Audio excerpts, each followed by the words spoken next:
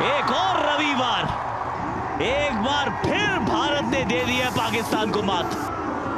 कभी लड़के कभी लड़कियां एकदम जश्न मनाते हैं। वेल डन टीम इंडिया, ये पकड़ लिया है कैच, जीत लिया है मैच।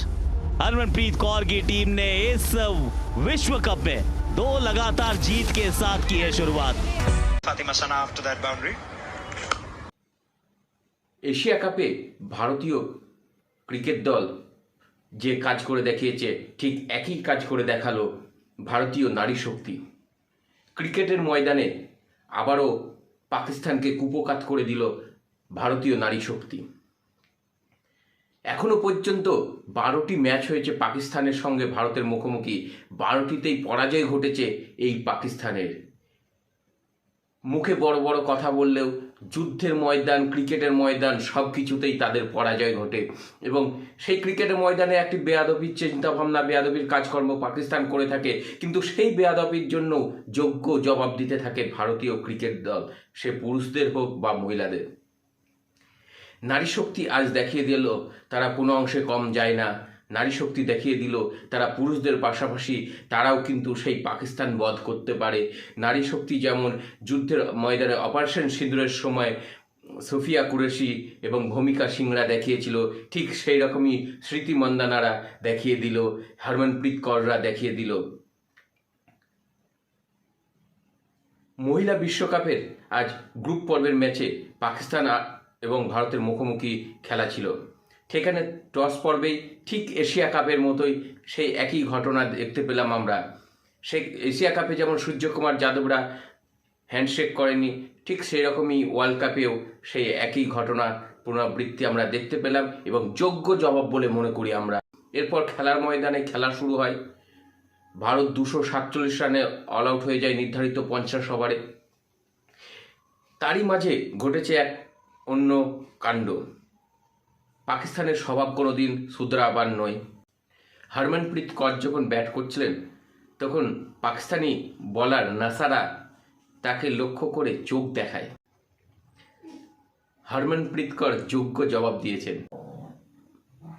ভোসরিকে আঁখ দিকাতে হ্যাঁ। ভারতীয়রা কারোর চোখ রাগানি দেখে না, চোখ রাগানি সহ্য করে না, ঠিক যোগ্য জবাব দিয়ে দেয়। ঠিক ক্রিকেটের ময়দানে যেমনটা প্রথমে ব্যাট করার সময় ভারতীয় ব্যাটসম্যান হরমনপ্রীত কৌর তিনি ব্যাট করছিলেন, সেই সময় তাকে যখন চোখ দেখায় ঠিক মুখেও যেমন জবাব দিয়েছেন, কাজেও ঠিক সেই রকমই জবাব দিয়েছেন। 87 রানে পরাজয় ঘটেছে পাকিস্তানের। ম্যাচ চলাকালীন ভারত যখন ব্যাট করছিল একটা সময় কলম্বো স্টেডিয়ামে পোকায় ছেয়ে যায়। সেই সময় গ্যাস স্প্রে নিয়ে মেন্টালি একটা পাবলিকের মতো পাকিস্তানের ক্যাপ্টেন সেই একটা স্প্রে করে বেড়াচ্ছিলেন, সেই তাদের একটা স্বভাব, কিন্তু সেখানেও মুখ থুবড়ে পড়েছেন।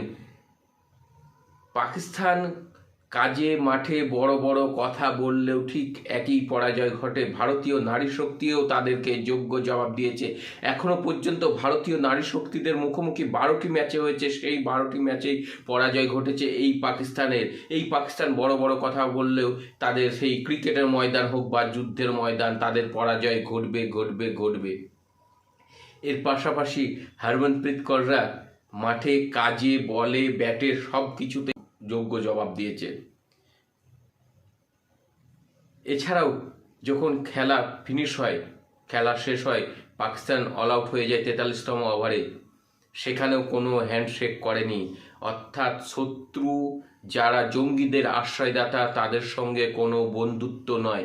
ক্রিকেটের ময়দানে হয়তো কিছু বাধ্যবাধকতামূলক রয়েছে খেলার জন্য, সেই কারণে খেলতে হলেও এইসব শত্রুদের সঙ্গে, এইসব জঙ্গিদের যারা আশ্রয়দাতা, যারা জঙ্গি সংগঠন তৈরি করে, যারা জঙ্গি, সেই সব জঙ্গিদের সঙ্গে কোনো রকম হাত মেলাননি, কোনো হ্যান্ডশেক করেননি।